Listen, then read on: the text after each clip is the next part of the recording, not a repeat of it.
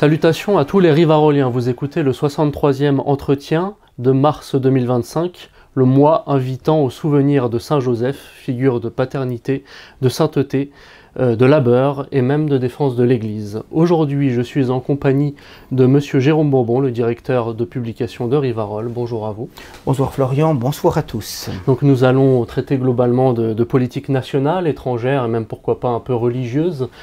Pour entrer dans le vif du sujet, si vous le voulez bien, pouvez-vous nous parler dans un premier temps de Richard Ferrand, de ce choix d'arriver à la Constitution et l'abstention du Rassemblement national le concernant?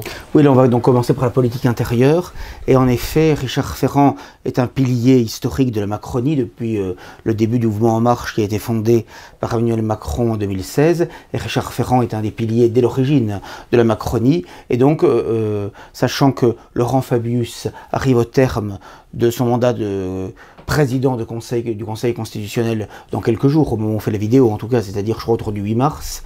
Et donc c'est Richard Ferrand qui a été choisi par Emmanuel Macron pour devenir le successeur de Fabius pendant 9 ans. Hein. Parce que quand on est président du Conseil constitutionnel, il faut savoir qu'on est payé 30 000 € par mois, net, 30 000 € net par mois, c'est un des principaux fromages de la République. Hein. Bon. Et il faut savoir aussi que les décisions du Conseil constitutionnel sont souveraines, c'est-à-dire qu'il n'y a aucun recours possible. Bon, voilà. Donc ça n'est pas rien comme institution. Hein. Et donc Fabius va partir dans quelques jours, et c'est Ferrand. Alors c'est vrai que les présidents de la République successifs ont toujours pris des proches en général. Hein. Mitterrand avait pris une époque Badinter, puis après Roland Dumas, Chirac avait fait pareil en son temps. Par conséquent, c'est une tradition en quelque sorte qui est assez fâcheuse parce qu'on ne prend pas des gens qui sont forcément compétents, qui sont des juristes, des magistrats, etc. On prend vraiment, c'est le fait du prince finalement. Un côté copinage. C'est le copinage, voilà. Et en plus, ce qui est encore plus choquant dans le cas de Ferrand, c'est que c'est quelqu'un qui a été mis en cause pour corruption dans des affaires.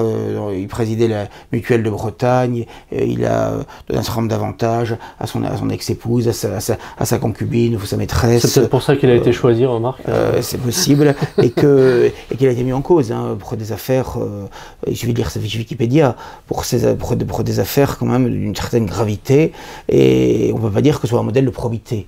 Voilà. Et donc que Macron l'ait choisi, c'est hallucinant, mais ce qui est plus hallucinant, c'est que sans le vote à la commission des lois, l'abstention du Rassemblement national, il n'aura pas pu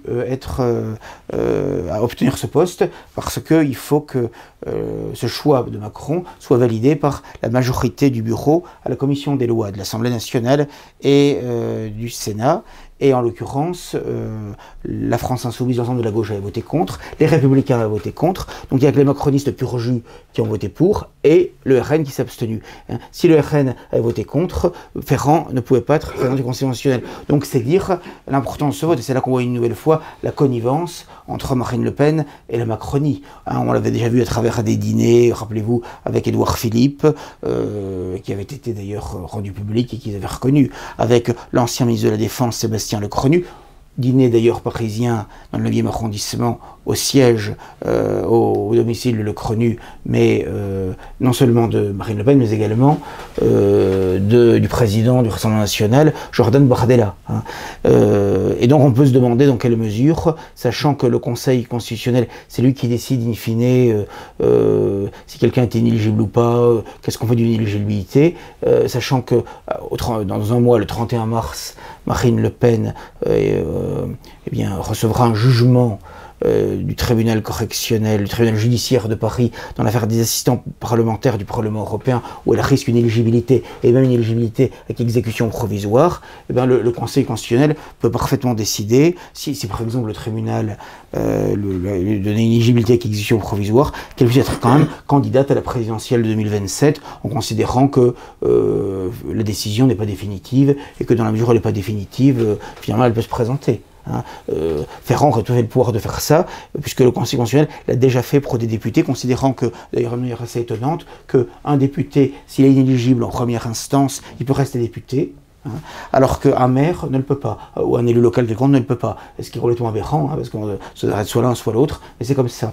Et donc le Conseil constitutionnel peut parfaitement considérer qu'à partir du moment, comme elle fera appel de toute façon Marine Le Pen, et que même si elle a été de nouveau éligible en appel, elle peut encore aller en cassation, donc ça peut traîner quand même encore plusieurs années, en tout cas largement au-delà de la présidentielle 2027. Et donc Ferrand peut considérer que même si la justice met l'exécution provisoire à l'éligibilité, il peut très bien aller contre. Et comme il n'y a pas de juge au-dessus du Conseil constitutionnel, c'est une décision qui s'appliquerait nécessairement. Et je me demande s'il n'y a pas ça. J'ajoute qu'il y a aussi une question prioritaire de constitutionnalité, ce qu'on appelle les QPC, qui actuellement a été soumise au Conseil constitutionnel qui doit, sur des questions d'inéligibilité justement, pour savoir un petit peu comment se positionner là-dessus. Donc à mon avis, j'ai quand même l'impression qu'il y a une forme de deal, etc., ou de renvoi d'ascenseur dans cette affaire, et tout ça était quand même très politicien, très glauque, et on voit très bien que ceux qui pensent que Marine Le Pen et le Rassemblement national sont une opposition véritable, crédible, radicale à la Macronie et au pouvoir en place,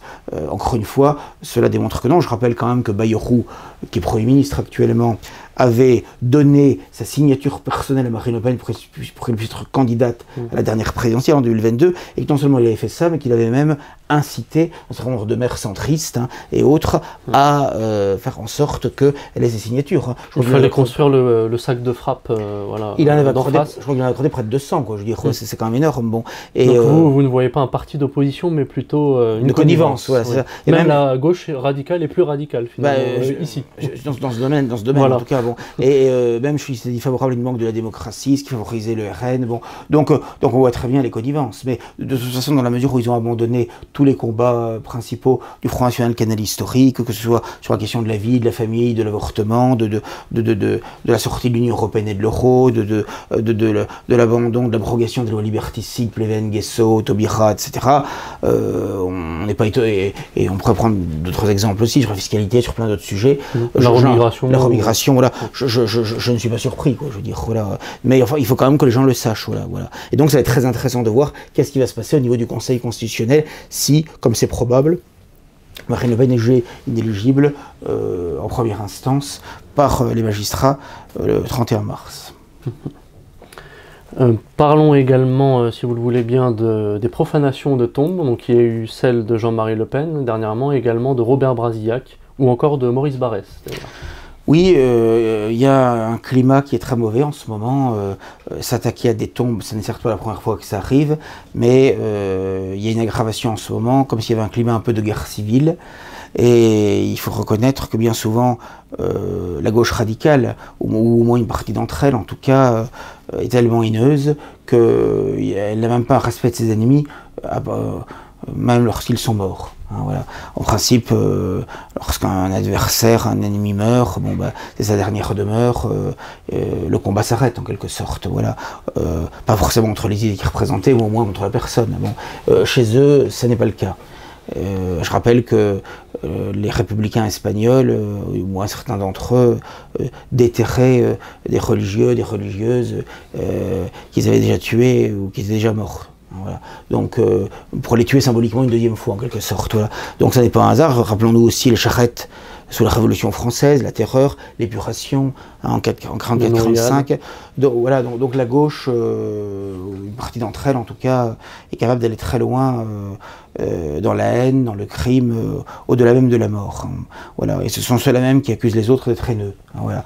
Et donc Le Pen, c'était quand même très violent, c'était à coup de masque, ça a été fait. Il y a une très belle croix celtique verticale qui était devant la tombe. Je suis pas sûr d'ailleurs qu'elle sera refaite, parce que ça a coûté une fortune, puis je suis pas sûr que sa progéniture sera très intéressée par faire tout ça. Surtout une croix celtique. Voilà, ouais. Voilà, en plus, c'est très breton. C'est très breton, tout à fait. Bon, là. Et donc ça a été complètement cassé, détruit, ainsi que une série de stèles, de plaques, la pierre tombale elle-même a été abîmée. Donc les dégâts sont extrêmement importants. à coup de masse, ils ont dû quand même prendre le temps de le faire, nuitamment. Et je ne vois pas ce qui pourrait empêcher que ça recommence, si jamais c'est refait, parce que, sauf à mettre des gendarmes et des policiers en permanence 24 sur 24, ce qui n'est guère concevable, ça on ne fait ça que pour protéger les écoles juives et les synagogues, bon, voilà. Mais la tombe de Jean-Marie Le Pen, voilà, légèrement moins. Voilà, c'est moins prioritaire, voilà. Puis la région de Bretagne est assez rebelle et gauchiste. Donc, surtout les grandes villes, effectivement, Rennes, Nantes, etc. C'est connu. Donc c'est assez facile de faire une virée, voilà, effectivement, dans ce sens. Donc c'est vrai que c'est assez dramatique. Brasillac, oui, au moment du 80e anniversaire de sa mort, enfin de son exécution, de son assassinat, effectivement, a également... c'est au cimetière de Charonne, d'ailleurs. Au cimetière de Charonne, l'église de Paris qui a son cimetière, ce qui est assez Charmant. rare. C'est charmant, ça fait petit village, c'est un coin charmant. Oui. Et donc, voilà, et puis également le monument à la mémoire de Maurice Barrès, qui lui est mort il y a plus de 100 ans, comme quoi, vous voyez, la haine peut traverser les années, les décennies et même les siècles, voilà, exactement. Donc, je ne serais pas surpris d'ailleurs que s'agissant de Le Pen, un jour, ils finissent même par déterrer son corps. Tout est possible aujourd'hui. Alors que je ne sache pas, je pense qu'on aurait su si c'est arrivé, que ce soit jamais arrivé, même sous la forme d'un simple graffiti, contre la tombe d'un Chirac, d'un Mitterrand, d'un Giscard, tant mieux, moi je prends le respect de tous les morts et de toutes les tombes, mais enfin, c'est quand même frappant. Ça prouve quand même que pour Le Pen, il y a quelque chose de particulier, et que la haine qui a été distillée contre lui pendant des décennies est quand même a des conséquences qu'on le voit. On avait déjà vu les gens qui avaient dansé sur sa tombe, enfin sur son cercueil encore chaud, son cadavre encore chaud, et là on s'aperçoit que on va jusqu'à... Ça demande quand même un degré de haine et de barbarie, parce que là, c'est vraiment, ça va à l'encontre de la civilisation. Il y a un respect quand même dû aux morts. Ils détruisent, et puis un antifa, c'est ce qu'il est. Il se définit par une négation. Tout à fait. Et alors là, oui, en fait, tout l'héritage nationaliste, quand bien même il remonte très loin, est ciblé. Au moins, ils savent ce qu'ils détestent et ce qu'ils rejettent. Tout à fait. Ça, c'est sûr. Nous, on n'est pas capable à ce point-là. Donc oui, très bien pour les tombes. Il y a également les attentats, donc un qui concerne plus un blanc de cité un peu drogué aux jeux vidéo à Épinay-sur-Orge, et l'autre c'est à Mulhouse. Oui, de plus en plus maintenant on a affaire à des attentats, y compris de plein jour, enfin des attentats et des agressions. Autrefois ça n'était quand même quasiment que la nuit. À un point tel qu'on disait il faut rentrer avant la nuit pour éviter d'avoir de gros soucis, mais maintenant même en plein jour ça arrive. Rappelez-vous la jeune Philippine âgée de 19 ans dans le bois de Boulogne à 14h, c'est arrivé, je crois que c'était déjà un vendredi, elle avait fini ses cours, et là la jeune Louise, un enfant de 11 ans, vous vous rendez compte, 11 ans, qui le vendredi finissait plus tôt, le vendredi 7 février, qui son collège n'était qu'à quelques centaines de mètres de son domicile, de là où il vivait avec ses parents et sa grande sœur. Et elle a été suivie par un individu de 23 ans, un certain Owen Legrand. Là pour le coup c'est pas un immigré, c'est un Français de souche, tout à fait, ses parents qui travaillaient l'un et l'autre d'ailleurs, il a plutôt une bonne situation, etc. Oui, mais qui a assimilé un peu les codes de cité. Sans doute, parce que c'est vrai que c'est quand même l'Essonne, près effectivement de quartiers chauds. Mais comme il y a de plus en plus de blancs comme ça, malheureusement... C'est-à-dire que maintenant, effectivement, comme ce sont ces bandes ethniques qui donnent le ton, qui donnent le là, des musiques, des vêtements, des mœurs, du langage, de tout, c'est sûr que ça finit par influer sur un certain nombre. Le machin, et comme c'est un peu un dernier bastion de virilité malgré tout, j'ai l'impression que les jeunes vont tous là-dedans. Oui, puis il y a une forme de mimétisme en quelque sorte. C'est ça, oui, ils veulent faire tous pareil. Donc, ce qui fait qu'on n'est pas gâté, parce que d'un côté, il y a les métros, ce qu'on appelle les métrosexuels qui imitent les homosexuels au niveau des modes, tout ça, et puis maintenant les bandes ethniques qui sont imitées, donc ça ne prépare pas un avenir très sympathique, c'est très sûr, radieux, c'est le moins qu'on puisse dire. Ça va pas trop ensemble, mais les deux se produisent en même temps. Et ce qu'on joue, s'additionne. C'est merveilleux. C'est assez dramatique, très bon. Voilà. Alors donc, ce Owen Legrand, oui, donc cette jeune fille avait même cette fillette, on peut dire, qui avait 11 ans. Et en fait, elle était un peu, en quelque manière, victime de sa bonté, de sa gentillesse, puisqu'il lui a fait croire qu'il avait perdu son téléphone portable dans le bois qui était juste à côté, finalement. Et une fois dans le bois, il s'est acharné sur elle. D'abord, il a voulu la détrousser, et comme elle a un peu crié, qu'elle a pris peur, il a sorti un opinel, et il a littéralement massacré, quoi. Une dizaine de coups de couteau, de coups d'opinel, visant particulièrement les zones vitales, d'après les enquêteurs. Une jeune fille de 11 ans. Il n'y avait aucun contentieux entre eux, il n'y avait aucun différend. Et tout ça pourquoi? Parce qu'il avait perdu un jeu vidéo. Il n'y a pas d'autre motif au crime. Hein. Un perdu aux jeux vidéo, il y jouait toute la journée, un jeu en ligne, il s'était fâché avec, en ligne avec l'autre personne contre laquelle il jouait, qui avait gagné, semble-t-il, lui avait perdu. Et paraît-il que lorsqu'il perdait ou lorsqu'il jouait trop longtemps ce genre d'activité, eh bien, il est dans des colères noires, il a failli tuer sa sœur il y a 2 ans, et c'est pour ça qu'elle avait déposé une main courante, elle ne lui parlait plus depuis 2 ans. Ses parents étaient impuissants, semble-t-il. Et je dois dire que c'est très inquiétant parce que y a beaucoup de jeunes gens qui passent leur journée, même parfois leur nuit, à ces jeux vidéo et qui vivent dans le virtuel. Maintenant, il y a ces casques de réalité virtuelle, il y a le métaverse. Je voyais que Macron a présidé il y a quelques jours un sommet sur l'intelligence artificielle au Grand Palais. L'avenir qu'on nous prépare est absolument effrayant. Déjà, le présent, il l'est. Déjà, le téléphone portable qui a été créé, le smartphone, plus exactement. Le smartphone. Au début, il n'y avait pas d'application, voilà. Avec des SMS. Mais le smartphone, en 2007, depuis 2007, hein, ça fait près de 20 ans, ça a déjà changé nos vies, quoi, en quelque sorte. Hein. Moi, je connais pas mal de couples qui se sont détruits à cause de ça, parce que la conjointe ou le conjoint voyait des SMS, comment dirais-je, compromettants, et ça amenait à des séparations. Moi, j'en ai plein, hein, autour de moi. Je veux dire, à qui c'est arrivé. C'est quelque chose de très courant aujourd'hui, ça. Donc vous avez ça. Mais au-delà de ça, bon, il y a la période de temps que ça implique, la période d'énergie, des choses qu'on ne devrait pas voir et qui offensent la vertu. Mais je dirais aussi que, et ça je le vois, c'est pas simplement le téléphone portable, c'est plus généralement les réseaux sociaux. Il y a un abaissement intellectuel, moral et spirituel qui est absolument effrayant. Parce que il n'y a rien à faire. Les réseaux sociaux favorisent, développent l'agressivité, l'irascibilité. Hein, et on le voit. On comprenait autrefois, moi, ça m'est arrivé, ça nous arrive une fois au journal, d'ailleurs, on reçoit une lettre d'insulte, ou en tout cas une lettre très désagréable. Bon, quand on la lit, l'émotion est vive, évidemment. Mais le temps que vous reposiez la lettre, la missive agressive, d'abord on se demande si faut répondre ou pas. Souvent on ne répond pas, et souvent mieux pour répondre d'ailleurs. Bon. Mais quand bien même prépare-t-on une réponse, le temps de prendre un crayon ou un stylo, de trouver du papier, d'écrire, de relire la lettre, on s'est calmé, de trouver un timbre, d'aller la poster, on a besoin de se calmer. Voilà. Alors qu'il est évident qu'après un texto, un SMS, ou sur Twitter ou autre et tout ça, il est évident qu'il suffit d'un clic. La réponse immédiate. Et donc ça n'est pas adapté aux mouvements impétueux de la nature humaine blessée par le péché originel. C'est évident. Les mêmes personnes se retrouvent au bar, ils sourient. C'est différent. Et oui, le bar autrefois, ou devant la cheminée, etc. Et donc je pense qu'on parle de réseaux sociaux, mais ça ne favorise pas du tout, on parle d'amis sur Facebook et tout ça, mais ça ne favorise pas du tout l'amitié, la convivialité, l'échange, à un point tel que même dans nos milieux, des gens qui sont a priori d'accord sur tout, comme il y a un moment donné, il faut de l'agressivité, ou qu'il y a des gens en plus qui n'ont rien de leur journée, donc il faut bien créer un peu d'excitation, d'agressivité, on finit par s'insulter les uns les autres, quoi, ou en tout cas par devenir très désagréable, très agressif. Donc c'est quelque chose, et quand je vois, moi ce qui me choque le plus, si vous voulez, dans cette affaire-là, et il faut aussi s'interroger soi-même, parce que ça peut nous arriver aussi parfois de déraper, mais en l'occurrence, quand je vois parfois même des gens qui se réclament du catholicisme, et même parfois il y a des prêtres qui passent toute la journée quasiment sur ces réseaux sociaux, moi ça me dépasse complètement. C'est pas bon. Ouais. Bah, c'est très mauvais, je veux dire, parce qu'il y a un abaissement quand même de l'âme, ça amène un abaissement de l'âme et de l'esprit, un dessèchement du cœur, et ça nous rend inapte à toute forme de vie intérieure, à toute forme de méditation, de contemplation. Il faut une utilisation limitée ou aucune. Très limitée ou pas du tout. Parce que c'est vraiment le ventre qui colle à la terre. Hein, d'ailleurs, le carême arrive, donc... Voilà, c'est ça. Mais non, mais c'est quelque chose, je veux dire, sans parler évidemment...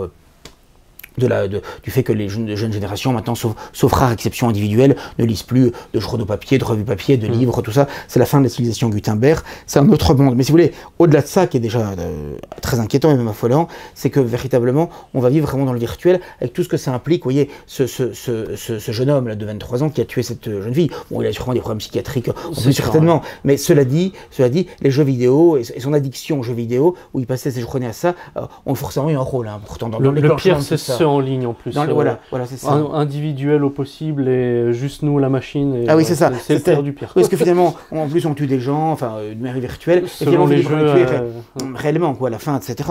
Et donc, ça, c'est vraiment quelque chose qui est absolument effrayant. Il n'y a rien de mieux qu'aller se promener, aller dans une forêt, dans un bois, prendre l'air, marcher, prendre un verre, comme vous dites, avec des amis, passer du temps avec ses enfants, mais là, avec des proches, etc.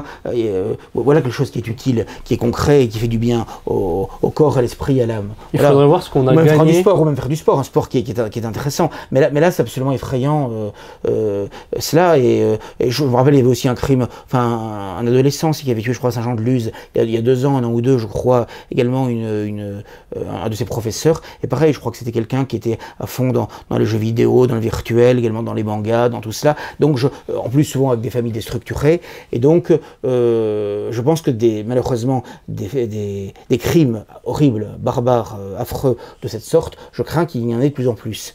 Parce que vous avez d'abord la destruction souvent des familles. Il faut voir, aujourd'hui, les gens ont une vie complètement déglinguée. Moi, chaque fois que je vais quelque part, oui, ça m'arrive quand je ferai des conférences où je discute, ou même j'entends parfois dans un restaurant, un café, dans la rue ou ailleurs, ou dans un transport en commun, que sais-je, les gens qui racontent un peu des bribes de leur vie en quelque sorte, c'est effrayant. Souvent, je verrai des enfants de 3-4 hommes différents, parfois des violences, des verbales, physiques, des choses hallucinantes. Bon, voilà. On vit ça. Je ne dis pas allez, c'est pas le passé, mais enfin, il y avait quand même une relative stabilité comme autrefois, etc. Aujourd'hui, tout explose. Bon, et tout est fait pour que ça explose. Hein, je veux dire, bon, sans monter maintenant les sites de rencontres, etc. Bon, voilà. Donc, avec géolocalisation, tout ça près de chez soi. Enfin, je veux dire, il faut se pincer pour y croire. Et ça va tellement vite en plus, si vous voulez. Ça va tellement vite. Moi, je me rappelle dans mon enfance et ma jeunesse, je me rappelle encore la télévision le soir. Il y avait ce qu'on appelle la mire. C'est-à-dire que vous savez, ça faisait comme de la neige, etc. Et ça finissait assez tôt. Hein. Il me semble de mémoire, autour de 22h, 22h30, vous aviez, et d'ailleurs c'était une époque où il y avait encore les speakerines, etc. Et je me rappelle très bien, il y avait le journal télévisé de 20h, et après il y avait un film ou un téléfilm, et puis c'était fini, quoi, voilà, c'était fini. Et ça ne reprenait qu'à midi 30. Donc si vous voulez, vous aviez quand même une pause, puis vous aviez beaucoup moins de chaînes qu'aujourd'hui. Maintenant, c'est toutes les chaînes 24h/24, sans compter maintenant la radio, sans compter maintenant l'ordinateur, le smartphone. Donc si vous voulez, la perte de temps et d'énergie est considérable. Et là, je dois dire que moi, je conseille vraiment de lire et de relire à ceux qui ne l'ont pas encore fait, La France contre les robots de Bernanos. Ça date de 80 ans, de 1944 exactement. Il avait tout compris, il avait tout vu, quoi. Plus on avance en âge, plus on avance dans le temps, plus c'est évident. Hein. Il disait bien que ce n'est pas l'homme qui va l'emporter sur la technique, mais la technique qui va l'emporter sur l'homme, et que l'homme ne devient que l'appendice, le jouet de la technique finalement. Et c'est ça aujourd'hui, je veux dire, ça en devient de plus en plus évident et de plus en plus effrayant. Et je pense qu'on n'a encore rien vu. Hein. Et donc, je pense que quand Bernanos disait que le monde moderne était une vaste conspiration contre toute forme de vie intérieure, on le mesure chaque jour davantage. Hein. Et je dirais que c'est peut-être ce qui est le plus effrayant, me semble-t-il, sur le plan comment dirais-je, sur le plan de la sauvegarde et du maintien du christianisme, quoi, parce que c'est tellement aux antipodes de tout ça, hein, parce que le Christ, il a vécu une vie concrète, hein, il a pris la barque, il a été charpentier, il a marché, il a pris des repas avec ses apôtres, etc. Il a une vie tout à fait simple. Et bien sûr, il y a eu les miracles qu'il a fait, son enseignement magnifique, mais enfin, c'était une vie comme tout un chacun, sauf le péché. Hein, le verbe s'est incarné, hein, de manière très, très concrète, etc. Voilà. Alors que là, pour le coup, on est vraiment dans quelque chose de désincarné, et même, cela réalise même une forme de contre-incarnation, en quelque sorte, proprement diabolique, quoi, proprement diabolique. Et au lieu d'essayer de faire marche arrière, ou en tout cas de limiter tout ça, on va toujours plus loin, en avant, à une vitesse absolument effrayante. Et je crois que c'est le patron de Meta, Zuckerberg, de la communauté, hein, de Lumière, bon, eh bien, qui a dit récemment que maintenant, même les smartphones, on n'aura plus de smartphones, bientôt, on aura tout dans nos lunettes. Hein. Ouais. C'est quelque chose quand même d'effrayant. Dans nos lunettes, c'est-à-dire que nos lunettes seront un véritable petit ordinateur. Non, vous imaginez, hein. Et bientôt, je pense qu'avec l'homme augmenté, le transhumanisme, tout ça, on nous mettra des puces dans le cerveau, alors toujours officiellement pour le bien, hein, pour guérir, pour améliorer telle performance, etc. C'est quelque chose d'effrayant, quoi. C'est vraiment le meilleur des mondes. Et ce qu'on voyait dans certains films de science-fiction, dans certains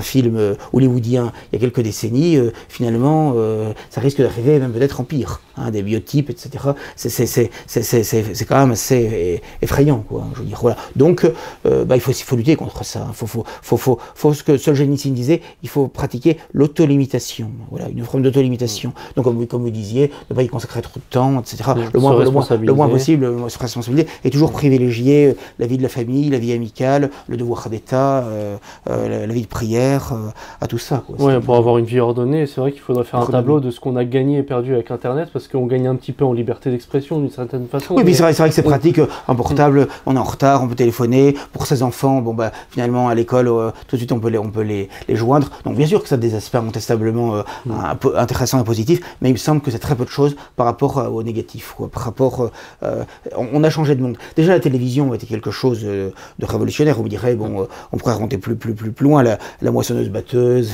le train à vapeur, etc. Tout ça, ça a été évidemment des révolutions, de la révolution industrielle. Mais là, vraiment, ça touche vraiment à l'intimité de l'homme et donc c'est quelque chose vraiment d'effrayant. Autre sujet, une affaire qui concerne Betaram, et pourquoi pas Bayrou aussi, enfin qui mouille pas mal la politique en ce moment, et notamment à propos de la pédomanie.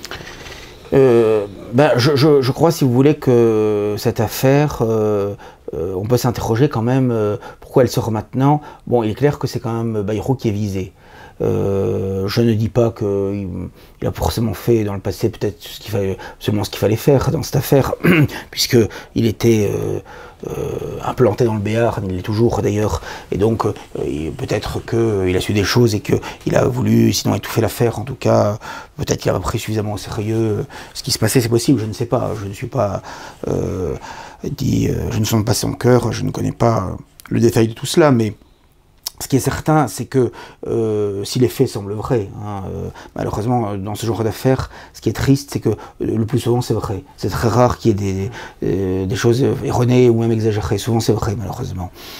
Et c'est ça qui est bien triste. Donc ça, c'est certain. Mais cela étant dit, que ça sorte maintenant, que ce soit instrumentalisé à ce point, puisque c'est quand même Mediapart, qui est quand même très à gauche, qui met ça en avant. Ce sont des députés de la France Insoumise. Et on voit quand même que Bayrou est ciblé. Et moi, je pense qu'il est ciblé. Je pense qu'il y a deux raisons à ça. Peut-être d'autres aussi. Mais je pense qu'il y a d'une part le fait que c'est un politicien tout à fait évidemment banal, avec tous les défauts des politiciens, toutes leurs limites, tout ce qu'on peut reprocher à des politiciens, mais malgré tout, il y a quand même si c'est plus grand chose peut-être, il y a encore un petit côté un peu chrétien chez lui quand même. Il a une famille nombreuse, bon, on dit démocrate chrétien. Sur l'euthanasie, on sent qu'il est quand même réservé. Il dit il faut séparer le projet de loi sur les soins palliatifs et sur l'euthanasie pour que les gens puissent voter pour les soins palliatifs, mais c'est un choix de conscience, l'euthanasie et tout ça. On lui reprochait, la gauche lui reprochait de pas... Parce qu'au départ, c'était qu'un seul texte que Barnier avait prévu, le gouvernement de Attal avait prévu un seul texte. Donc lui, il veut séparer, s'il gagnait du temps dans le deuxième temps, etc., s'il minimiser un peu. Donc c'est pas grand chose, mais c'est un petit quelque chose comme déjà. Il serait vu un peu trop conservateur selon certains. Oui, sur les questions sociétales. Je crois qu'il s'était dit défavorable à la constitutionnalisation du droit à l'avortement. Donc oui, il reste un petit quelque chose. En fait, ce que la gauche veut, c'est des apostats complets, en fait, etc. Voilà. Donc si vous voulez, même si Bayrou, on peut pas dire que ce soit un foudre de guerre et que même, on peut pas dire comme sur le plan du christianisme, il a défendu grand chose, mais il reste un petit quelque chose quand même. Plus il a élevé des chevaux, bon, il a été élevé dans une ferme, il est quand même raciné dans son Béarn. Il y a encore un petit quelque chose, ouais. Une famille nombreuse, des enfants qui ont réussi, une famille traditionnelle par certains côtés. Il a exercé, il est toujours avec la même femme depuis 50 ans, on ne lui connaît pas de maîtresse, etc. Voilà. Donc si vous voulez, tout ça, et je pense que c'était un peu le problème aussi de Fillon. Il y avait un côté un peu catholique, quoi, etc. Ouais. Sa femme fréquentait Solesmes, elle allait même à la messe en semaine, fut-elle concilière, etc. Je pense qu'il y avait ça. Ça ne veut pas dire que tout ce qui était reproché était vrai. Hein. Voilà. Ça ne veut pas dire, voilà. Mais je pense quand même que le fait que lui aussi était assez réservé sur l'euthanasie, sur les droits des transsexuels, sur tout ça, qu'il aurait peut-être légèrement freiné un peu là-dessus, je pense que ça a beaucoup joué contre lui. Ça, c'est évident, parce qu'il y a quand même un climat anticatholique, anti-chrétien, anti-moral en France qui est très fort, hein, avec la franc-maçonnerie, avec la gauche, avec certains éléments de la communauté juive, il faut dire ce qui est, voilà, etc., qui vont quand même dans ce sens-là, c'est tout, je veux dire, voilà. Et donc je pense qu'il y a ça. Et puis, il y a aussi le fait que souvent, quand on déclenche une affaire, ça peut servir aussi à masquer une autre affaire, ou à la rendre moins médiatisée. Et on sait qu'il y a une affaire qui est bien pire encore que celle-ci, et qui concerne un ancien élu LFI dans le pays d'Ancenis, dans le pays de Nantes, Pierre-Alain Cotineau. Qui était un assistant familial et qui a non seulement violé, mais commis des actes de torture et de barbarie auprès d'une fillette handicapée de 4 ans, et qui livrait les enfants dont il s'occupait en tant qu'assistant familial à des réseaux pédocriminels. Ça, c'est incontestable. Hein. La justice l'accuse de ça, on a les faits, on a les preuves, etc. Et donc, je trouve que c'est pas du tout médiatisé, ça. Par rapport à Betarab, bon, la presse locale, on a un petit peu parlé, Ouest France, etc. Mais enfin, très peu par rapport à l'ampleur que prend Betarab. Bon, et là, ce sont des faits qui sont beaucoup plus récents, hein, des faits de ces dernières années, de ces derniers mois, etc. Et qui ont duré pendant 15 ans, semble-t-il. Voilà. Donc, il a 32 ou 33 ans, donc il a commencé jeune, si j'ose dire. Et il dirigeait une association pro-LGBT, quoi. Ah oui, voilà. ça LGBT. Donc ça, on n'en parle pas.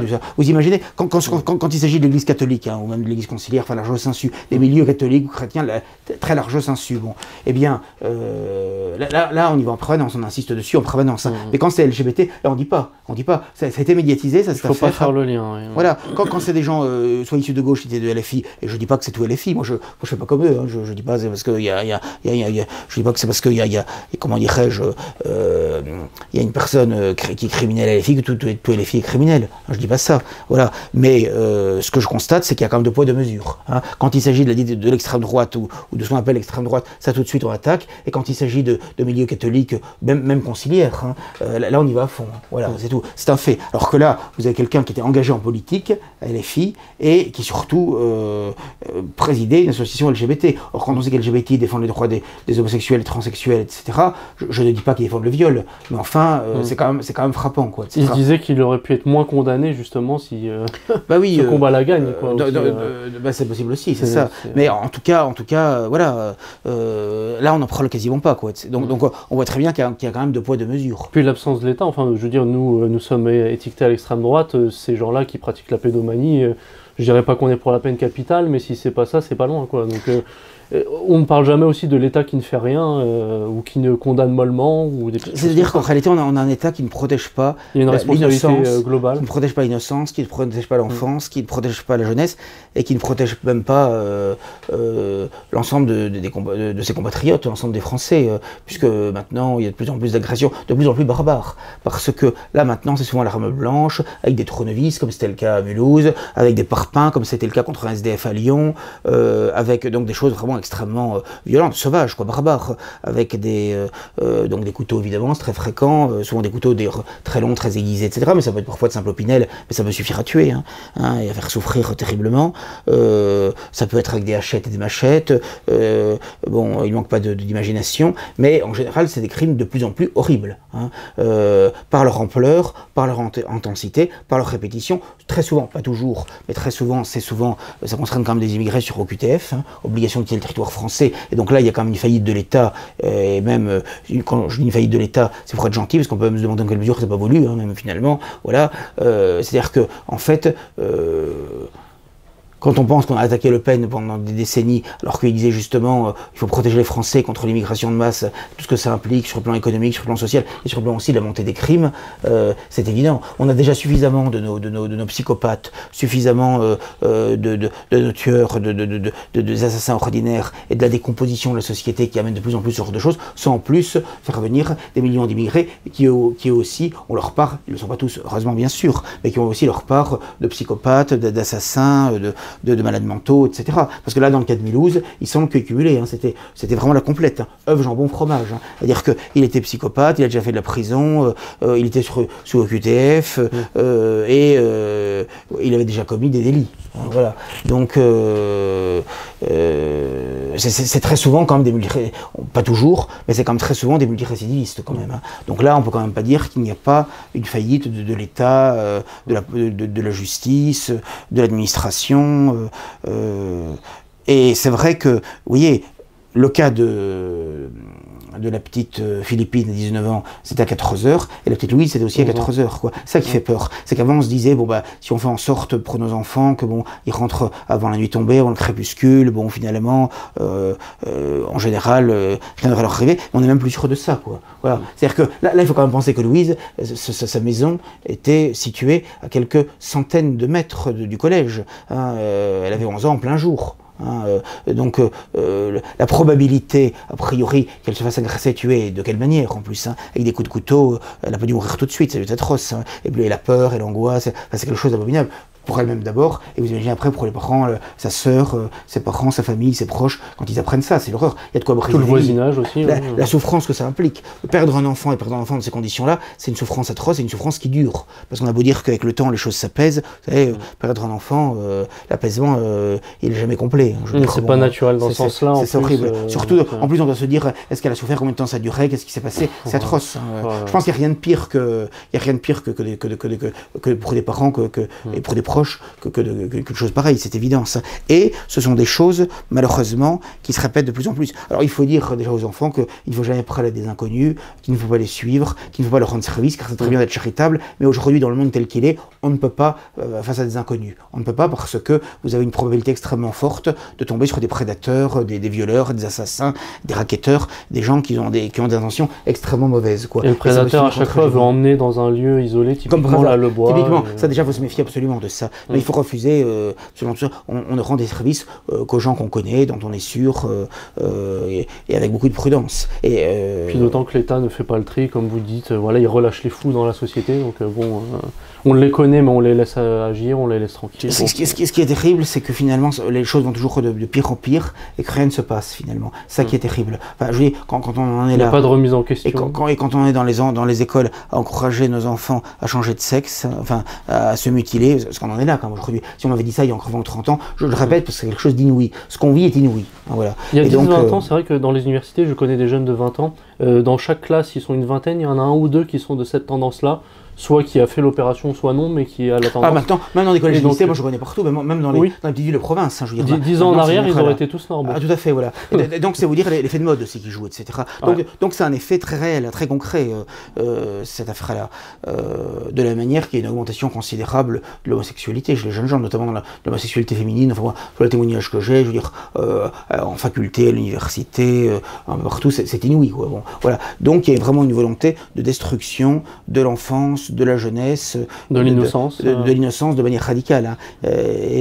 Ce qui était considéré autrefois, notamment par le catéchisme, par la Bible, mais même par toutes les grandes religions, toutes les grandes philosophies, toutes les grandes spiritualités, par quelque chose de très grave, de très dépréciatif, de destructeur, enfin voilà, aujourd'hui est promu. Hein, je veux dire, voilà. Et donc, et ça, je dirais que c'est un peu dans tous les domaines. Et donc il faut absolument lutter contre ça, mais c'est vrai que c'est pas facile. Mais il faut absolument lutter contre ça, et c'est pourquoi il est très important d'avoir un dialogue avec ses enfants, d'avoir une atmosphère de chaleur, de joie, de bonne humeur, voilà, parce que sinon c'est compliqué, le monde est quand même très fort. Il faut les éduquer, bon, je dirais pas dans une bulle, mais il faut les préserver en même temps, les annoncer de ce qu'est le monde réellement. Ah oui, oui, tout à fait, ça c'est sûr. Courant, oui, bien sûr, bien sûr. Il faut une bulle, mais pas totalement hermétique. Mais c'est vrai que c'est l'éducation chrétienne des enfants, je pense qu'aujourd'hui, ce qui est le plus difficile, je pense. Et c'est vraiment... je crois que c'est Peggy qui disait déjà au début du XXe siècle que c'est être père de famille, c'était les aventuriers des temps modernes. Mais que dirait-il aujourd'hui? Que dirait-il aujourd'hui? Grosse aventure. Passons à l'actualité internationale, étrangère, avec les élections allemandes, l'AFP notamment. Qu'est-ce que vous pouvez nous en dire? Bien, je peux en dire que... D'abord, on voit une rupture entre l'Est et l'Ouest, puisque l'AfD arrive largement en tête dans l'Est de l'Allemagne, l'ex-RDA, si bien que s'il n'y avait que l'Est de l'Allemagne qui avait voté, il serait arrivé très largement en tête du scrutin, qui aurait pu avoir une logique politique et programmatique à ce que la CDU et l'AfD gouvernassent ensemble. À eux deux, ils avaient la majorité au Bundestag, hein. Mais là encore, il se passe en Allemagne ce qui s'est passé avec Chirac et le FN pendant des années ou des décennies, c'est que finalement l'interdit moral de la gauche et aussi de la communauté, il faut dire ce qui est, eh bien, fait que la CDU va préférer faire une alliance avec le SPD plutôt qu'avec l'AfD. Alors qu'il y aurait eu tout à fait une logique politique, notamment contre l'immigration, contre l'insécurité, contre le laxisme, pour la défense de l'Allemagne, il y aurait eu une logique politique. Il y aurait eu une logique politique à ce que les deux partis s'alliassent. Cela étant dit, bon, ça ne se fait pas. Donc on peut penser qu'il y aura probablement une coalition CDU-SPD, donc rien ne va changer très probablement sur le fond. Je dois dire que, bon, certes, la AfD a fait 21% des voix, ce qui n'est pas négligeable, c'est vrai, mais cela dit, quand on voit encore tout récemment en Allemagne, que c'est encore pire qu'en France en Allemagne, j'ai l'impression, le nombre d'agressions, d'attentats absolument horribles et tout ça, de viols qu'il y a eu à Cologne et ailleurs, la AfD ne devrait pas être à 20%, devrait être à 40 ou à 50. Bon. Donc les gens sont quand même assez longs quand même à comprendre, à réagir. Même si, pour être tout à fait sincère, moi je n'attends pas grand-chose de l'AfD non plus, hein, parce que l'AfD c'est un peu comme le RN en France, par certains côtés un peu plus radical, sur la question d'immigration, mais sur tout le reste, la présidente est elle-même, Alice Weidel, est elle une lesbienne, paxée ou mariée, entre guillemets, à une Sri Lankaise, il faut le faire, quoi, je veux dire. Donc c'est là où la décadence, on n'est plus sur la ligne du Troisième Reich, c'est bon, on peut se dire. Hein, les choses ont beaucoup changé, voilà. On est passé du nationalisme au populisme, hein, je veux dire, voilà, de la petite moustache du chancelier à Gazan maudit, hein, voilà. Donc c'est en quelque sorte, non mais c'est ça, je veux dire, bon. Donc c'est pas tout à fait la même chose, bon. Voilà. Donc quelle décadence, bon, quelle dégénérescence. Mais enfin bon, bref, mais enfin toujours est-il, mais enfin la AfD, bon, c'est un peu, il y a beaucoup de choses, il y a le meilleur et le pire. C'est-à-dire que vous avez des gens comme ça, c'est affreux, mais vous avez des gens qui sont vraiment nationalistes à l'intérieur. Vous avez un peu de tout, quoi. Bon, mais c'est sûr que malheureusement, c'est en général la direction qui est mauvaise et qui va dans le mauvais sens. Donc moi, je n'attends pas grand-chose. On l'a vu avec le FPO en Autriche, on l'a vu ailleurs. Moi, je n'attends pas grand-chose de tout cela, c'est certain. Mais c'est quand même toujours intéressant de voir s'il y a quand même un peu un réveil des peuples, au moins s'ils ont quand même... C'est-à-dire que, en votant pour l'AfD, comme les gens qui votaient pour le FN en France, bon, ça voulait dire quand même quelque part, le peuple ne voulait pas mourir, qu'il avait quand même conscience qu'on voulait le remplacer, qu'on voulait que la France se dissolvait dans une forme de magma. Il y a un indicateur de survie, voilà, un peu. Voilà, c'est comme un thermomètre, ça prend la fièvre, quoi, etc. Ça prend la température, voilà. Donc c'est ça, en quelque sorte. Ça mesure la fièvre, quoi. C'est ça l'intérêt. Après, espérer un salut de l'Allemagne, de l'AfD, comme un salut de la France par le RN, à mon avis, c'est d'être d'une confondante naïveté. Hein, voilà. Mais voilà. Donc, de toute façon, en plus, tous ces partis sont complètement nationalistes, complètement pro-israéliens, approuvant le génocide à Gaza, etc. Voilà. Bon, de toute façon, c'est la ligne actuelle. Hein. Les partis populistes, s'ils veulent être financés, médiatisés, promus, c'est la ligne qu'on leur demande de prendre. Hein. Plutôt pro-LGBTistes et surtout sionistes, quoi, je veux dire, donc, et pro-abortifs et tout ça. Ouais. Bon, donc, en Europe, souvent c'est ça, donc, bon, avec des nuances, mais enfin, souvent c'est ça, quoi. Donc, c'est sûr que ça n'est pas ma tasse de thé, on puisse dire. Voilà. Oui, le populisme en général, et ce qu'ils ont donné avec Mélanie ou tout. Bah oui, ça va tellement changer grand-chose, hein, je veux dire, bon... Actualité religieuse, nous avions parlé donc du trépas de Jean-Marie Le Pen, du fait que sa tombe ait été saccagée, et aussi quelques semaines après son décès, il est survenu celui de Monseigneur Richard Williamson, oui. Donc évêque de tradition, qui a été accompagné par la fraternité Saint-Pidis avant d'être mis à la porte et d'avoir fait son propre combat, ses propres évêques, ses propres clercs et séminaires d'ailleurs, il y en a. Qu'on connaît, nous, d'ailleurs, même en tant que nationaliste, parce qu'il était très politisé, c'était le plus de la liste. Donc voilà, vous, quel effet ça vous a fait, en plus 2 morts d'affilée assez conséquentes? Moi, je dois dire que j'ai vécu assez cruellement ces premières semaines de l'année, les premiers mois même, de l'année 2025, puisqu'il y a eu la mort, effectivement, de Jean-Marie Le Pen, qui m'a quand même beaucoup affecté, bien qu'il soit mort très âgé, mais malgré tout... il avait tellement survécu à tant de crises présentes, d'alertes précédentes, que j'avais fini par penser qu'il serait centenaire, ou qu'en tout cas, il continuera encore un certain temps, quoi. C'est son pèlerinage ici-bas. Et s'agissant de Monseigneur Williamson, oui, il n'est pas mort si âgé que ça, il avait 84 ans. Et on l'avait interviewé dans Rivarol il y a quelques années. Je lui avais proposé de venir au banquet des 65 ans de Rivarol, là où il y a eu Jean-Marie Le Pen, Pierre Sidos, puis Robert Faurisson. Et au départ, il m'avait dit oui, et puis finalement, bon, il avait un peu hésité. Il considérait que ce n'était pas forcément sa place d'être près d'un homme politique, comme il y avait Le Pen et tout ça. Je l'ai regretté parce que je pensais que nos lecteurs, les gens qui étaient venus au banquet auraient été intéressés de lui parler, surtout il était très abordable, hein. C'était un homme extrêmement courtois, extrêmement simple, pas du tout bêcheur, pas du tout méprisant, pas du tout distant dans ses rapports humains. Moi, ce qui m'avait frappé, si vous voulez, c'est ce qui s'est passé en janvier 2009. C'est que, je rappelle un peu le contexte pour les internautes qui l'auraient oublié ou qui ne le connaîtraient pas. Benoît XVI venait de lever l'excommunication des 4 évêques de la Fraternité Saint-Pidis, dont celle de Monseigneur Williamson. Et puis, donc, il y a eu cet effet exprès, d'ailleurs, hein, pour mettre le Vatican dans l'embarras et pour également faire en sorte peut-être qu'ils reviennent sur la décision de la levée de l'excommunication. Eh bien, en l'occurrence, la télévision suédoise a diffusé ce jour-là, alors que l'interview datait, je crois, de novembre 2008, une interview faite en Allemagne, au séminaire allemand de la Fraternité des Escoffen, de Monseigneur Williamson, qui venait faire des ordinations, je crois diaconale, me semble-t-il, à ce séminaire. Voilà. Et donc, pensant qu'il parlait en off, ce qui est toujours un peu dangereux avec des journalistes, eh bien, il a considéré qu'il a dit que lui ne croyait pas ni aux chambres à gaz, ni aux 6 millions, bon, ni au génocide juif, bien.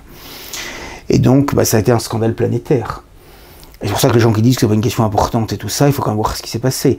Il dirigeait un séminaire à la Frère Saint-Pilice à la Herrera, en Argentine. La fraternité lui a demandé de renoncer à cette direction.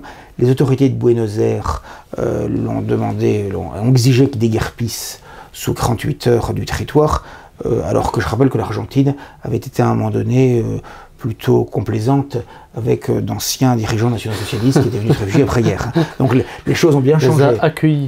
Les temps ont bien changé en quelque sorte. En quelques décennies, les choses ont bien changé.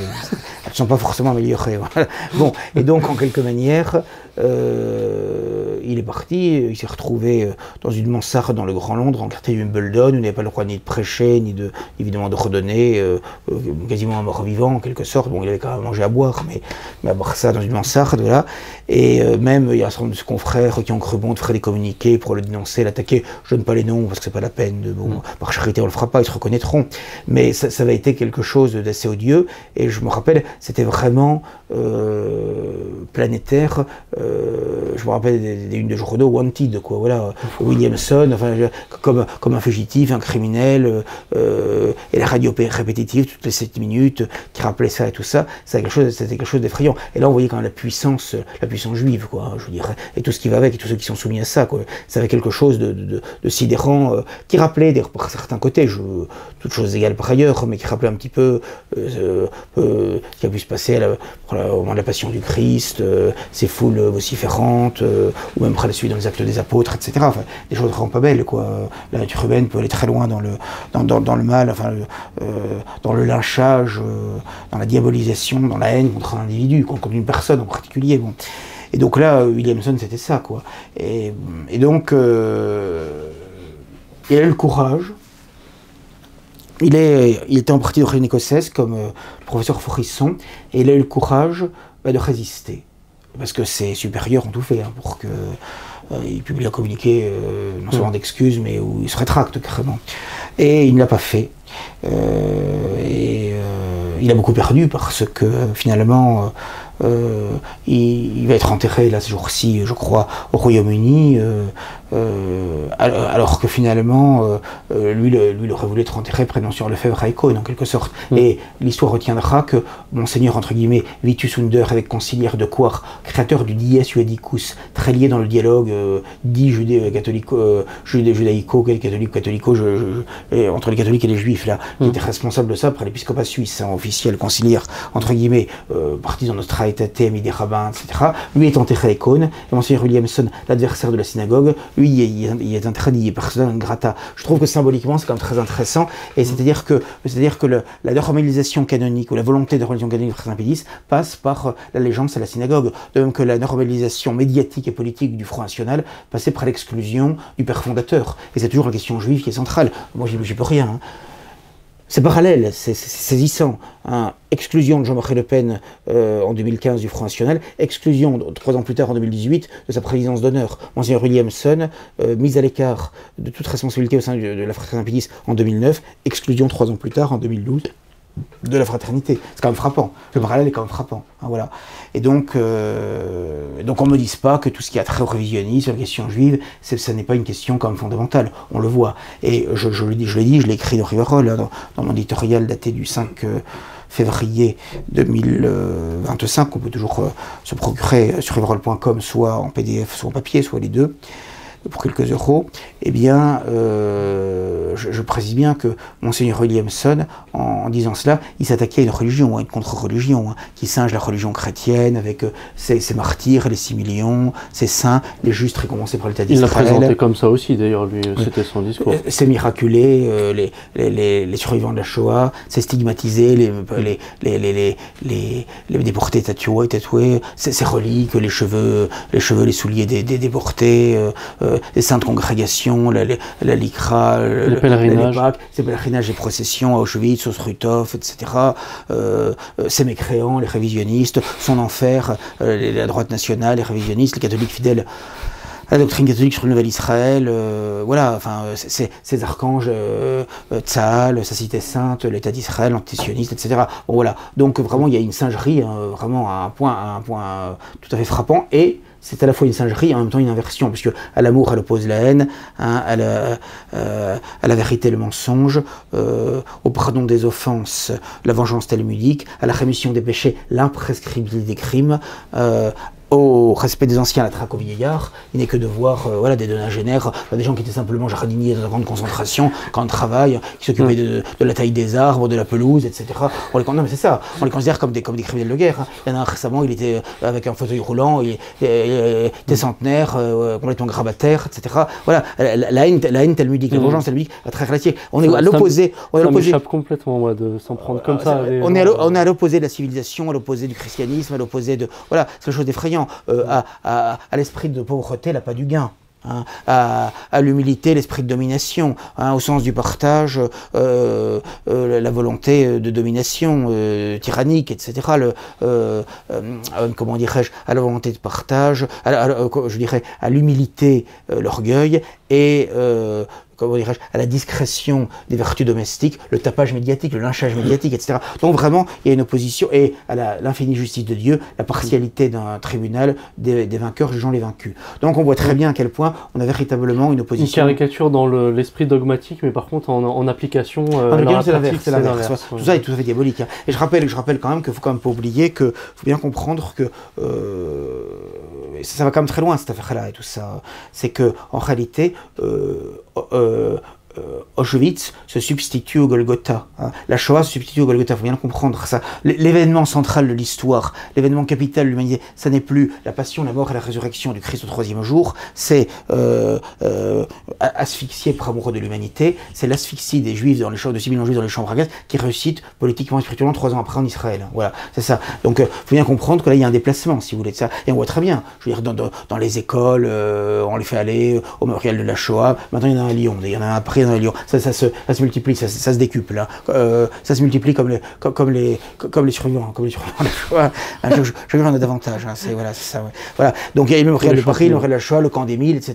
Voilà. Moi je me rappelle quand j'étais enfant et même adolescent ou dans ma prime jeunesse, ça n'était pas à ce point-là. C'est-à-dire que plus on s'éloigne chronologiquement de la guerre, plus finalement cette contre-religion devient prégnante. Quoi. Parce que j'avais un ami qui me disait il y a quelques années, mais t'inquiète pas, tout ça va s'arrêter. Parce qu'il y aura plus de survivants, il y aura plus rien, il y aura plus de, oui, pas forcément. Oui. Non, c'est le contraire qui se passe. C'est le contraire. Non, parce que je veux dire, les grands prêtres de cette contre-religion ont besoin, etc. Ça leur donne une domination mondiale. Hein, ça permet de génocider sans aucun problème le peuple palestinien, de voler leurs terres, de voler leur âme, de voler leur territoire. D'empêcher le patriotisme d'exister, notamment allemand. Exact. Voilà, ça permet de neutraliser les droites populistes et nationales en Europe et en Occident. Ça permet d'éjecter Monseigneur Williamson. Tout à fait, ça permet de tuer les défenses immunitaires des peuples européens contre l'immigration, contre l'LGBTisme, contre tout ça, qui sont complètement maintenant rendus impuissants. Et puis effectivement, ça permet aussi de faire apostasier les chrétiens, quoi, je veux dire. Voilà. Donc, en même temps, on est dans un monde post-judaïsme et christianisme sécularisé.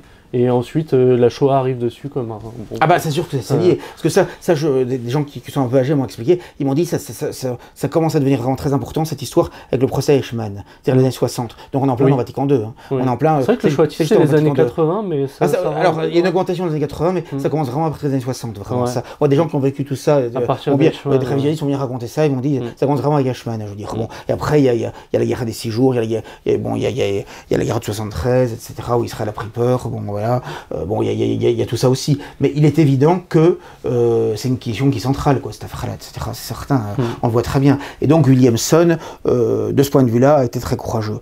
Parce que, je suis désolé, mais les confesseurs de la foi, au cours des siècles dans l'Église, c'était les vérités qui étaient les plus attaquées, qu'ils combattaient d'abord, qu'ils défendaient d'abord. Et c'était les ennemis les plus puissants contre lesquels ils combattaient. Je suis désolé, je veux dire, ce n'est pas les vérités qui ne sont pas mises en cause qu'il faut d'abord mettre en lumière. C'est évident. Le courage chrétien, c'est ça, quoi, je veux dire. L'esprit chrétien, c'est ça. Et c'est pourquoi j'ai eu l'occasion de dire que je suis souvent assez peiné de voir que bien souvent il y a heureusement des exceptions individuelles, hein, fort heureusement, mais quand même que très souvent, je trouve que les sermons, les conférences spirituelles aujourd'hui, contrairement à ce qui pouvait être autrefois, pour beaucoup d'entre eux en tout cas, c'est un filet d'eau tiède, quoi, etc. Voilà, qui ne touche pas le cœur, qui n'éclaire pas les intelligences et qui ne nourrit pas l'âme. Et ça, je le déplore profondément, parce que vous avez d'un côté, bon, avec les conciliaires, les modernistes, c'est de plus en plus effrayant, la destruction de la foi, la destruction de la foi, du culte, des mœurs, etc., enfin de la morale, voilà, on en est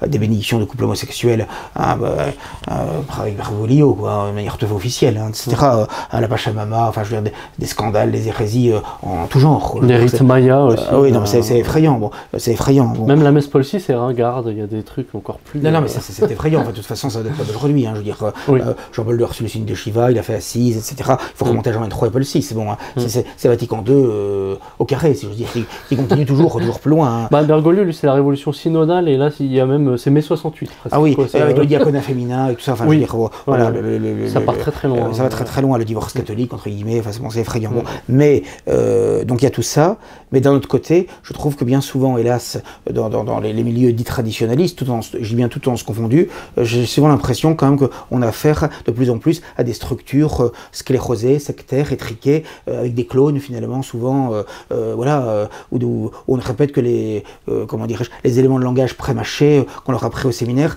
mais sans véritablement flamme intérieure, sans conviction, sans zèle, etc. Alors, c'est l'impression que j'ai bien souvent, etc., surtout chez les jeunes générations.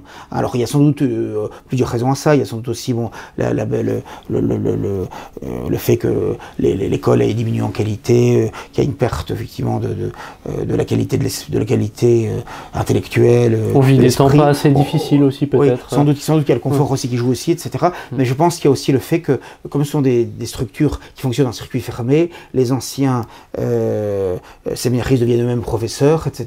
Il n'y a pas de visite canonique, il n'y a pas de contrôle, il n'y a pas d'oxygène, il n'y a pas de sang neuf, vraiment, il n'y a pas, voilà. Donc ça c'est jamais vu dans l'église, c'est des choses comme ça, etc. Je veux dire, il y avait quand même, quand on voit même toutes les congrégations qu'il y avait, parfois les dialogues, parfois vifs, entre dominicains, jésuites, entre différentes congrégations. L'arbitre pape n'est pas là aussi. Donc, ça c'est le gros problème. Ça fait un peu des groupes autonomes. C'est le gros problème, c'est ça, c'est que on vit une crise absolument inouïe, quoi, de l'église militante. Mais je dois dire que il est difficile de ne pas souffrir dans sa chair et dans son âme du spectacle que l'on voit, et j'ai le sentiment qu'on risque d'aller vers de plus en plus encore de divisions, de plus. Et puis bon, je pense aussi que, je l'ai dit tout à l'heure, mais je pense que quand je vois, et là je ne veux pas partir au même des divisions, donc je ne citerai pas de nom, mais quand je vois finalement souvent des convertis de 2.0, souvent c'est le cas, etc., qui sur internet pondent des encycliques, se prennent pour des pères ou des docteurs de l'Église, fulminent des excommunications, des anathèmes, Léon XIV, sans aucune compétence, sans aucun mandat, sans aucune autorité, et sans aucune charité, le Saint-Siège de Facebook. Ouais, sans aucune douceur, sans aucune miséricorde, de manière péremptoire. Moi, je suis effrayé. Ça fait pas très catholique. Je suis effrayé pour leur âme, hein, je vous dis franchement. Pour voir ça, il faut qu'ils se réveillent à temps, parce que je trouve que c'est quelque chose d'effrayant. Et ça aussi, enfin, jamais l'Église n'agit comme ça. Je rappelle quand même la correction fraternelle, elle se fait en privé. Ça se fait pas en public, hein, je veux dire. Ça se fait en privé, et le Christ le dit, si un frère, je crois que c'est dans Saint Matthieu, si un frère a péché contre toi, va le voir, voilà, et s'il veut pas se corriger, prends de frères avec toi, etc. Et puis si on dit-le à l'église, et si même à l'église il veut pas, considère-le comme un publicain. Mais il y a quand même différentes étapes, quoi, etc. Voilà. Et entre baptisés, parce que le problème c'est que on s'en prend, en agissant ainsi, on s'en prend quand même au corps mystique du Christ, dont nous sommes membres, et dont Christ est la tête quand même, etc. Il y a une charité quand même à avoir. Donc même encore plus entre chrétiens. Voilà. Donc même lorsqu'un frère éventuellement peut faire une erreur, parfois grave, mais éventuellement, avant de l'attaquer, surtout que cette attaque c'est pour tuer, hein, c'est pour tuer, c'est pour détruire, c'est que de la haine. Hein. Des fois on le dit gentiment et il évolue et voilà. il se corrige. Alors que souvent quand on dit gentiment tout ça, souvent, pas toujours, mais souvent ça peut avoir une certaine efficacité, quoi. Ça, parfois pas tout de suite, parfois pas toujours, mais quand même. Et en plus c'est beaucoup plus efficace, c'est évident ça. On le voit même même par exemple, ça arrive lorsqu'en voiture, par exemple, bon, vous avez commis une maladresse ou que quelqu'un même sans forcément vous ait commis de faute, s'énerve et tout ça, si tout de suite vous vous excusez ou vous êtes très gentil, en général le ton baisse, quoi. Alors que si vous commencez à répondre tout ça, ça peut aller très loin. Hein. On appelle ça la désescalade, oui. Voilà, bon, c'est ça. Dans la vie, c'est ce qu'il faut faire en général. Ça n'est pas toujours facile parce que malheureusement, on est tous marqués par le péché originel. C'est plus facile de s'énerver. Voilà, mais la vraie force, c'est de pas s'énerver justement. C'est vrai. Voilà. Mais en réalité, non. Enfin, je veux dire, le Christ, il a déjeuné chez des publicains, chez des pécheurs. Il a pardonné à la femme adultère, à Marie-Madeleine, au bon larron. J'ai l'impression que j'ai un certain nombre de convertis de 2.0. J'ai l'impression qu'ils auraient lancé des pierres à la femme adultère. Hein, je veux dire, voilà. Donc le Christ qui lui était saint, qui était Dieu, qui était innocent, c'est pas comme ça qu'il a agi. Hein. Même si précisément par sa douceur, son exemple, il lui dit va, il ne pêche plus, il n'a plus péché, quoi. Donc vous voyez l'efficacité de la douceur, de la bienveillance, etc. Voilà, c'est comme ça que l'Église agit. Même Galilée est plutôt protégé par le Vatican, et c'est quand il en sort. Même Luther n'est pas trop mis à la porte. Même le tribunal de l'Inquisition, on avait un avocat, il y avait une défense. 3 convocations. Voilà, exactement. Répétées. On avait le temps quand même de s'expliquer, de se défendre et tout ça. Alors que là, moi un jour, j'ai reçu de la part d'un clerc dans Chitrelet-le-Long une excommunication par internet, par mail, quoi, etc. qui était dans Chitrelet-le-Long, traditionnaliste, public, il avait envoyé à tout le monde. Ce sang, je ne me courant de rien, il ne me connaît pas si ce n'est de nom, etc. Ou peut-être parce que j'écris tout ça, mais on n'en a jamais discuté ensemble. Je n'ai jamais pu présenter non plus une défense, etc. C'est hallucinant, quoi, je veux dire, ouais, c'est hallucinant. Et ce prêtre, encore aujourd'hui, a des ouailles, qu'il suit d'ailleurs inconditionnellement, les yeux fermés, etc. Voilà, ce sont des choses qui sont inouïes, si vous voulez. Voilà. Bon, mais ça, parce que le problème aussi, c'est qu'en plus, Internet, ça favorise sur les cas psychiatriques aussi. Hein. C'est ça qu'il faut voir. Hein. Donc malheureusement, bon, voilà. Mais je dois dire que on peut s'inquiéter pour l'âme de tous ces gens, quoi, je veux dire. Donc il faut espérer, voilà, parce que on a tous des défauts et des péchés, hélas. Mais je pense quand même qu'il faut quand même raison garder. On ne peut pas jouer les Torquemada comme ça. Bon, surtout que souvent, je dis, c'est des gens qui connaissent à peine leur catéchisme en général. C'est la fougue du néo-converti après, mais bon, ça va trop vite en état. Non, mais surtout que moi, par exemple, dans mon cas, s'il y a des choses à me reprocher, on peut reprocher des choses. Hein, je critiquable comme toute personne. Enfin, j'ai un courriel quand même qui est public, qui est prêt chaque semaine dans le journal. On peut téléphoner au journal, je peux rappeler, on peut m'écrire, je peux répondre. Si jamais j'oublie de répondre parce que je reçois quand même beaucoup de courriels, on essaie une deuxième fois, je finis par répondre, on téléphone au journal, je répondrai. Je suis plutôt de nature assez courtoise, affable. On peut même discuter autour d'un verre, etc. Je suis plutôt bon vivant, etc. On peut essayer d'arranger les choses et tout ça. Et si j'ai commis une erreur, j'ai fait une faute, ça peut m'arriver. Surtout que je suis né dans le guidon, moi, toutes les semaines, tout ça, on peut en discuter. Moi, je suis prêt à le réparer, même publiquement s'il faut. C'est pas un problème, ça, je veux dire. Bon, mais ça me gêne absolument pas, ça. Mais disons que lorsqu'on a attaqué de manière quand même extrêmement agressive, etc., sans... Bon, après tout, c'est normal, hein, en tant que personnalité publique, hein, j'en suis pas du tout plus choqué que ça. Mais quand ça vient, disons, de gens qui se réclament du catholicisme intransigeant, alors qu'ils n'ont même pas essayé de vous contacter en privé avant, pour essayer de dire, je suis pas d'accord, je comprends pas, etc., ce que vous faites, ça va pas, etc. Bon, bah, je veux dire, il y a quelque chose qui va pas, quoi, je veux dire. Jamais l'Église n'agit comme ça, jamais, je veux dire. Ouais, même du temps de sa toute puissance, jamais. Je veux même dire. pas l'idée de faire une correction directement près de vous, et voilà. À la limite de fulminer après, quoi. Mais oui, d'autant plus que, ou d'un avertissement au moins, etc. D'autant plus que, bien souvent, en discutant ensemble, on apprend à se connaître. Il peut y avoir parfois des exagérations, des malentendus, des choses auxquelles on ne pense pas. On peut mal interpréter parfois un geste, informations, une action. Voilà. Et donc, bien souvent, je crois qu'on a toujours intérêt à faire preuve de douceur et de bienveillance. Et je le dirais peut-être plus encore avec ses enfants. Parce que moi, j'ai vu parfois dans certains milieux qui se voulaient tout à fait, qui avaient plein de qualités, hein, plein de mérites, notamment dans certains milieux tradis et tout ça, on est tellement sévère avec les enfants que ça casse après. Alors, soit vous faites des gens qui n'ont plus qu'une personnalité et qui sont quasiment robotiques, hein, c'est effrayant. Et quand ça, c'est si on les écrase trop. Ah bah moi j'ai vu même des prêtres. Après il y a écrasé pas assez aussi. J'ai vu même des prêtres robotiques, hein, c'est effrayant à voir. Bon. Et d'autre part, vous avez des gens qui lâchent tout, quoi, etc. Ce qui est dramatique aussi. Donc je crois que c'est quand même par la douceur, par la gentillesse, par un brin d'humour et de fantaisie. Surtout aussi, à l'adolescence d'ailleurs, parce que c'est là où ils sont le plus. Tout le temps, même pendant l'enfance. Mais à l'adolescence, il faut d'autant plus, effectivement. Voilà. Mais non, moi j'avoue que j'aime beaucoup Saint François de Sales pour ça. Il vaut mieux un excès de douceur qu'un excès de sévérité. Surtout à notre époque. Parce qu'on n'est plus à l'époque, si vous voulez, ou à l'époque des poilus de 1914, c'était vraiment la volonté, il fallait voir que c'était quand même militaire. Alors, ça a eu ses avantages, hein, ça a eu ses mérites. Là, le petit est pas content, il appelle SOS machin, c'est ça. Il va chez LGBT en leur apportant en face, bon, c'est plus... Je crois que la douceur, le dialogue, l'échange, un peu d'humour, la gentillesse, la convivialité, la générosité, le cœur. Il faut bien comprendre que la religion chrétienne, c'est d'abord et avant tout la religion du cœur. Et il vaut mieux un excès de miséricorde quitte parfois à mettre sa réputation en jeu, me semble-t-il, qu'un excès de sévérité qui peut même parfois être tourné parfois au pharisaïsme, d'ailleurs, ou une forme d'orgueil. Bien sûr qu'il faut maintenir les principes. Le Christ a bien dit qu'il n'est pas venu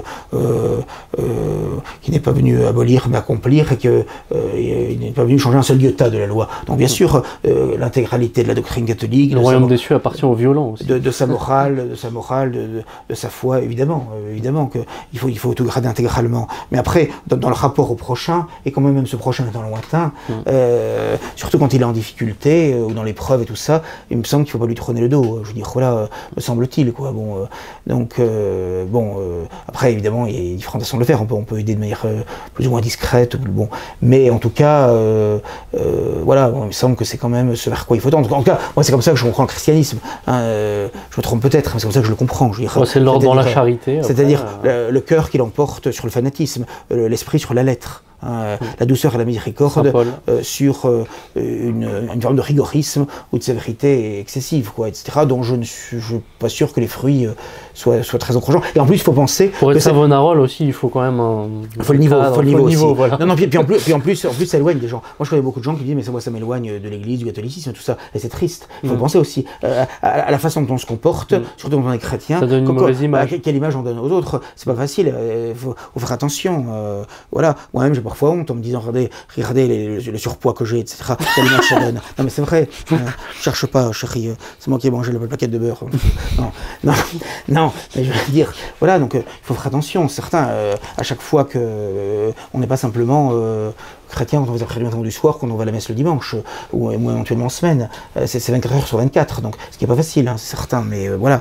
Et donc, voilà, donc je crois vraiment que, moi j'encourage vraiment à une forme de douceur, de bienveillance, voilà, ce qui ne veut pas dire en aucune manière une atténuation des principes qui doit rester, mais bon, mais...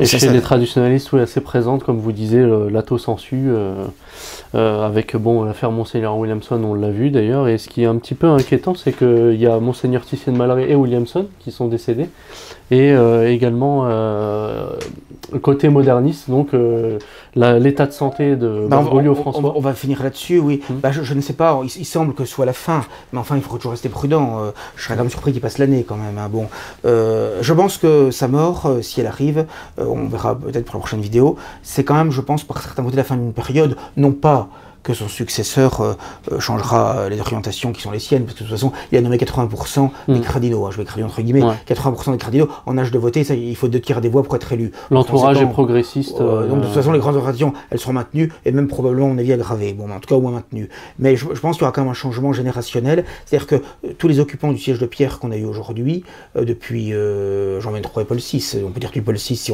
on prend la nouvelle messe, eh bien, ils ont tous connu dans leur enfance et leur jeunesse l'église en ordre, et la messe traditionnelle. Même Bergoglio, jusqu'à l'âge de 33 ans, puisqu'il est de 36, la nouvelle messe étant de 69, et qu'elle a été imposée fin 69 et début 70, bon, dans les paroisses. Et donc, je pense que pour la première fois, très probablement, selon toute vraisemblance, à moins qu'ils prennent quelqu'un qui a presque 80 ans, mais c'est quand même... Quelqu'un qui n'a connu que les nouveaux rites. C'est des gens qui n'auront connu c'est probablement un élu qui probablement n'aura connu effectivement que l'église conciliaire et post-conciliaire, que la nouvelle messe, que les nouveaux sacrements, et sa tradition, ce sera Vatican II. Son église, ce sera Vatican II, quoi, je veux dire, ce sera rien d'autre. Donc, si vous voulez, les premiers l'avaient connu et rejeté, ce qui est très grave, mais là, c'est des gens qui n'auront même pas connu, quoi, probablement. Donc, ça, je pense que c'est un changement qui est radical. D'ailleurs, j'observe aujourd'hui qu'il y a une forme de bascule, puisqu'on le voit très bien, même, je dirais, avec la mort de Le Pen, de Monseigneur Williamson, je le vois aussi avec beaucoup de nos lecteurs, hélas, qui disparaissent, il y a toute une génération qui s'en va.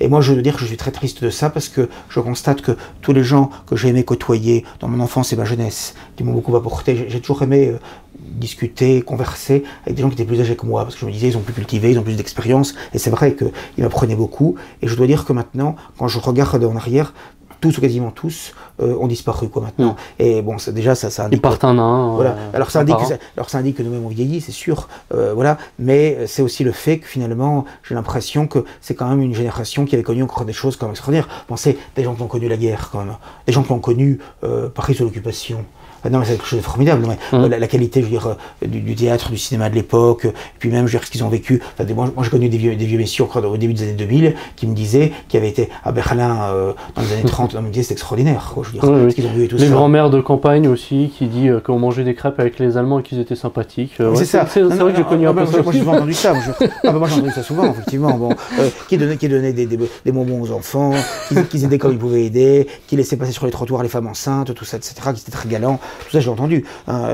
C'est pas l'histoire qu'on nous raconte, je veux dire. Et moi, j'ai entendu, c'était des gens qui n'étaient pas spécialement politisés, spécialement de droite ou d'extrême droite. C'était simplement ce qu'ils avaient vécu, quoi. Je veux dire, c'est tout. Je veux dire, voilà, un peu comme Le Pen, ce qu'il a dit sur l'occupation allemande, quoi, etc. Voilà, en France. Bon, donc tout ça, on le perd parce que les uns après les autres, ils meurent. Et puis c'est des gens qui avaient connu encore un monde où il n'y avait pas la télévision, où il n'y avait pas toutes ces techniques. Il y avait une douceur de vivre. Bon, il me racontait, par exemple, des gens qui allaient de Paris à Nice. Ils étaient 3 jours pour aller à Nice, mais ils en profitaient pour s'arrêter dans des petits hôtels, pour visiter des petits villages, des petites villes, des sites très agréables, tout ça. Et il y avait une qualité de vie. Il n'y avait pas la police partout, il n'y avait pas les radars, il n'y avait pas tout ça. Et il n'y avait pas la ceinture de sécurité. Enfin, il y avait une liberté, si vous voulez, une douceur de vivre qui est extraordinaire. Je ne dis pas que je dis allez, je l'ai passé, mais moi je regrette de ne pas avoir connu ça. J'avoue que si j'avais pu choisir, on ne choisit pas, j'aurais préféré naître au 19e ou au début du 20e, parce que vraiment, ce que ces gens-là ont vécu, c'est extraordinaire. Moi, avoir vécu, je veux dire, au temps des puissances de l'Axe, je veux dire, au temps des nationalistes, c'est extraordinaire. Même les guerres coloniales, bon, c'est mal terminé tout ça, mais il y avait quelque chose qu'encore. Enfin, il y avait encore un panache. Il y avait un panache, quoi, etc. Pour des aventuriers, pour des gens qui voulaient aller sur au bout du monde, etc., porter le drapeau français et l'évangélisation, enfin, je veux dire, c'est quelque chose d'extraordinaire, quoi. Je veux dire, bon, le père de Foucault, etc., alors qu'aujourd'hui, c'est le vide et le néant, quoi. Moi, je dois dire, déjà ma génération, mais plus encore la génération suivante, je les plains, parce que je me dis, mais c'est le vide, le néant, le désert et le chaos, quoi. C'est effrayant, quoi, ce qu'on vit, etc. Effrayant, c'est le vide total. Oui, même encore, moi, j'ai encore la chance de connaître quelqu'un comme Le Pen, qui avait quand même une culture, une érudition, qui avait quand même un certain courage intellectuel et physique, qui était brillant dans les débats, et maintenant, c'est le néant, quoi. Et je trouve que c'est le néant partout. C'est le néant sur le plan des clercs, donc sur le religieux, c'est le néant sur le plan des politiques, c'est le néant sur le plan des écrivains, des artistes, de tout. Enfin, il y a peut-être quelques exceptions individuelles, mais si elles existent, elles sont rares, quoi. Elles sont rares. Et donc, ça a quelque chose quand même de très déprimant, de très décourageant. Très décourageant. Et moi, je dois dire, je m'accroche à ma foi, à mon épouse, à mes enfants, que je salue d'ailleurs. Bon, et ça offre un socle de repos dont on a besoin. Non, mais c'est vrai que c'est très important, parce que finalement, là, c'est du concret, si vous voulez. Et c'est pour ça qu'il faut absolument maintenir ça, absolument, parce que finalement, sinon, nous sommes des astres errants. Et aujourd'hui, il y a tellement de désordre à tout point de vue. On vit le temps des ruines. Ruine du langage, ruine de la vérité, ruine du savoir, ruine de la vertu. C'est effrayant. Et donc, c'est pourquoi... Ruine de la vie tout court. Voilà, tout à fait. Donc c'est pour ça qu'il faut vraiment développer en soi une forme de vie intérieure, essayer de résister à la décadence. Moi, ce qui me frappe peut-être le plus dans notre monde actuel, c'est sa vulgarité. Vulgarité dans les tenues vestimentaires, vulgarité dans le langage, vulgarité dans les musiques écoutées ou ce qui tient lieu de musique, etc. La vulgarité dans les mœurs, la vulgarité dans tout, et qui est de pire en pire d'ailleurs. Moi, mon garçon né qui a 18 ans, sans que je lui dise grand-chose, etc., il est vraiment frappé, effrayé par cette vulgarité qui va autour de lui, et qui touche même des élites de pseudo. Quand on est formé, on la voit, oui. Bon, on la voit. Autrement, même qui touche des élites, même des classes préparatoires, littéraires, oui, scientifiques, même des gens qui sont censés être l'élite demain, etc. C'est effrayant, dans le langage, dans les tenues, dans les conversations, dans le conformisme aussi, bien sûr, mais je veux dire, c'est quelque chose d'assez saisissant, quoi. Il ressemble au peuple, enfin, non, mais quand je vois, par exemple, ton Bardèche, par exemple, etc., c'est magnifique, quoi. Il a été normalien, tout ça. Quand je lis même des journaux, quelle que soit la tendance d'ailleurs, mais qui est de quelques décennies, mais il y avait quand même une magnificence, une beauté de l'écriture encore, etc., qui est magnifique. Aujourd'hui, c'est une catastrophe. Bon, et même dans les discours, je vois les députés, ils seraient très administratif. Les députés, ils seraient absolument incapables aujourd'hui, je veux dire, de faire un discours sans note. Ils lisent, ils annonnent un discours après d'autres et tout ça. Jordan Bardella est très comme ça. Oui, il est comme ça. C'est robotique, lui. Ouais. Autrefois, on n'a même pas le droit, je crois, à l'Assemblée nationale, et on avait des orateurs formidables.